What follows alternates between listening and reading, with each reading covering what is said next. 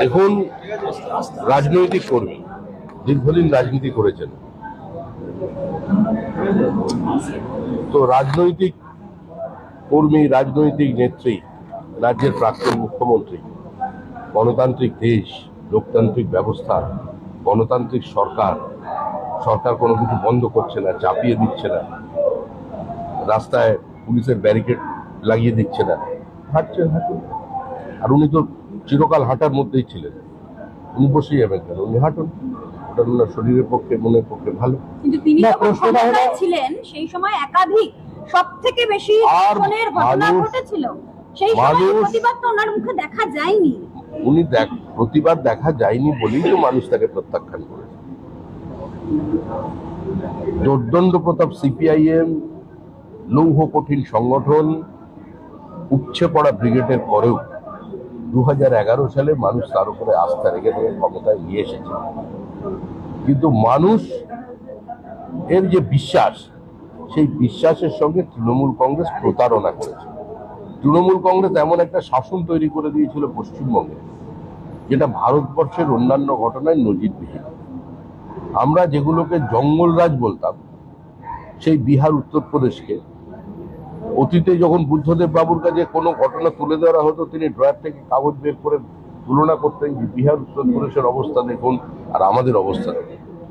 তো আজকে সেই বিহার, উত্তরপ্রদেশের রাজনৈতিক সংস্কৃতি বদলে গেছে, কিন্তু তৃণমূল এখানে বদলাতে দেয়নি। সুতরাং এই ঘটনাগুলো মানুষ দেখেছে।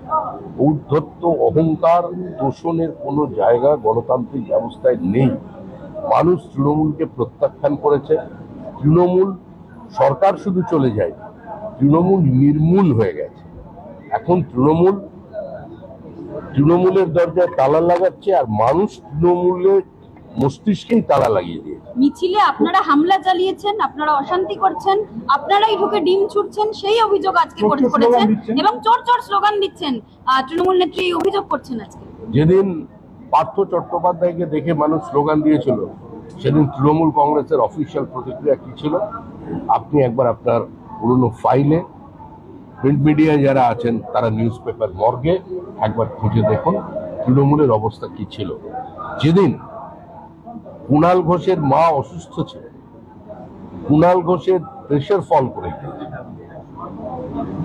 যেদিন কুণাল ঘোষ কার্যত মৃত্যু মুখে পতিত ছিল, সেদিন কুণাল ঘোষের আত্মচিৎকার, তার কাতর আকুতি কিভাবে পুলিশ বাজেয়াপ্ত করেছিল বিকৃত আওয়াজ করে, টেবিল বাজিয়ে, সেটা পশ্চিমবঙ্গের মানুষ দেখেছে। এবং কুণাল ঘোষের অসুস্থতা নিয়ে মুখ্যমন্ত্রীর কি বিবৃতি ছিল সেদিনের মুখ্যমন্ত্রী বিধানসভার মধ্যে, সেটাও বিধানসভার রেকর্ডে আছে। সুতরাং সবটাই মানুষের সামনে হয়েছে, মানুষ ঘটনাটাকে ফেক এনকাউন্টার বলে বলা হচ্ছে। আপনার এই নিয়ে প্রতিক্রিয়া যার এবার পুলিশ মন্ত্রী দেবেন। অপরাধী কামদুনিতে যে অপরাধ হয়েছে, কি তৃণমূলের কি ভূমিকা ছিল? অপরাধীকে কেউ বাঁচাতে পারবে না। যারা খুন করেছে, যারা গণধর্ষণ করেছে, তাদের পাতাল থেকেও খুঁজে বার করা। আর কেউ এই ধরনের অপরাধ করলে, বিহার থেকে শুটার নিয়ে এলে, উত্তরপ্রদেশ থেকে শুটার নিয়ে এলে, বলেন যে বিহারে নিয়ে এসে যে একটা চালু হয়েছিল এখানে, এই ঘটনার বলি অনেকেই হয়েছে। নির্বাচনের পরেও আমরা 3 জন আমাদের কর্মীকে হারিয়েছি তৃণমূল খুন করে, কিন্তু তৃণমূলের কোনো কাউন্সিলর, বিধায়ক, সাংসদ এখনো পর্যন্ত আক্রান্ত হয়নি, সুস্থ আছে। আমরা চাইলে পরিস্থিতি অন্যরকম হতে পারতো, এবং চাইলে যখন তখন পরিস্থিতি অন্যরকম হতে করে দেওয়া যেতে পারে, সেটা মানুষও বোঝে, তৃণমূলও বোঝে। কিন্তু আমরা সে পথে হাঁটিনি। ওই পথটা কোন সুস্থ রাজনীতির পথ নয়। কিন্তু অপরাধীদের স্থান হয় জেলের ভেতরে, আর না হলে আকাশের ওপর। সমিতা, এর ঘটনার পরেও বেশ কিছু সাংবাদিক, সংবাদ মাধ্যমের প্রতিনিধি, বেশ কিছু অন্য দলের নেতা, তাদের কল রেকর্ড, তাদের কিছু এভিডেন্স পুলিশের হাতে এসছে, তারা বারুইপুর ঘটনাকে অন্যভাবে ছড়ানোর চেষ্টা করেছিলেন। ল অ্যান্ড অর্ডার সিচুয়েশন তার জন্য খারাপ হয়েছিল, এবং বেশ কিছু তথ্য প্রমাণাদি রয়েছে যারা উস্কানি দিয়েছিলেন, এবং তাতে সরকারি সম্পত্তিও ধ্বংস হয়েছে, নষ্ট হয়েছে। যা কিছু ব্যবস্থা নেবার আমাদের রাজ্যের যিনি স্বরাষ্ট্রমন্ত্রী আছে নেবে, প্রশাসন আছে নেবে। আমি দলের কথা বলতে পারি, সরকারের কথা নয়। কিভাবে সরকার এটাকে নিয়ন্ত্রণ করবে, কিভাবে অপরাধীদের শাস্তি দেবে, সরকারি সম্পত্তি যারা ধ্বংস করেছে তাদের বিরুদ্ধে কি ব্যবস্থা নেওয়া হবে, সেটা সম্পূর্ণ পশ্চিমবঙ্গ রাজ্য সরকারের প্রশাসন নেবে। আমরা দলগতভাবে এই ধরনের রাজনীতিকে ঘৃণা করি। আমরা এই ধরনের রাজনৈতিক সংস্কৃতির বাইরে কিন্তু পশ্চিমবঙ্গে বার কনস্পিরেসি করে যারা আসছি। করেছিলেন অন্য পলিটিক্যাল পার্টির লিডার এবং বেশ কিছু মিডিয়া পার্সন, তাদের তো কল রেকর্ড পাওয়া গিয়েছে। দেখুন, কনস্পিরেসি যারা করেছিল দীর্ঘদিন ধরে তাদের মানুষ সরিয়ে দিয়েছে। অবশিষ্ট দু চারটে ছিটে ফোটা তো থাকবেই, সম্পূর্ণ তো সাফ করা যাবে না। তৃণমূলই আছে, কেউ মনে করছেন, কেউ মনে করছেন নির্মূল হয়ে গেছে, কেউ ভিতরে ভিতরে যোগাযোগ চালাচ্ছে।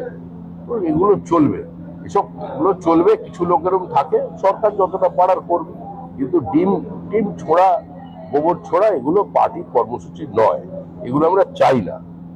তৃণমূলকে ডিম মারলে আমরা কি করতে পারি? আমাদের কিছু করার নেই। সব জায়গায় তো পুলিশ নেই। হিউম্যান পুলিশ রেশিও কত? প্রত্যেকটা তৃণমূল পাড়ায় একটা করে পুলিশ লাগতো। তৃণমূল পাড়া বলে যদি এখন কিছু নেই, দণ্ড প্রতাপ নেতারা বাড়ি থেকে বেরিয়ে তো সমস্যার সমাধানটা করতে পারেন, কেউ বেরোচ্ছেন। আমরা তো বলেছি ভয়ের কিসে, বেরো। পঞ্চায়েত অফিসে রাতারাতি তালা লাগিয়ে দিল, মানে ভোট গণনা শেষ হয়নি, মমতা বন্দ্যোপাধ্যায়ের ছবি খুলে দিল। যারা চা জল দেওয়া ছাড়া কোনো কিছু করতে পারতো না, তারা মমতা ব্যানার্জির নেতৃত্বে কাউন্সিলর, পঞ্চায়েত প্রধান হয়ে গিয়েছে। সেই মমতা বন্দ্যোপাধ্যায়কে বিকেল 4টে পর্যন্ত হৃদমাজারে রাখতে পারবে। দেখলেন তো অবস্থা। শ্যামাপ্রসাদের মূর্তি, সুভাষ বোসের মূর্তি 10 বছর অন্ধকার ঘরে পড়ে থাকলো, বললো এখানে মূর্তি লাগালে গুলি করে দেবো, এই স্পেস সার্কেলের পাশে। এখন যারা বলেছিল গুলি করে দেবো, সে এখন ভেতরে। পুলিশ বলছে এখন পর্যন্ত 200 কোটি টাকা পেয়েছে। এরাই তো সমাজের মাথা ছিল, বড় বড় কাট আউট লাগতো, এদের হাসি মুখের ছবি, এদের জন্মদিনের শুভেচ্ছা। হ্যাঁ? চাইতে তো পারি, চাওয়ার তো কোনো এ নেই। আমিও তো চাই যে আমি আরো 6 ইঞ্চি লম্বা হতে, কিন্তু তাহলে তো হবো। আমি যেরকম আছি সেরকম।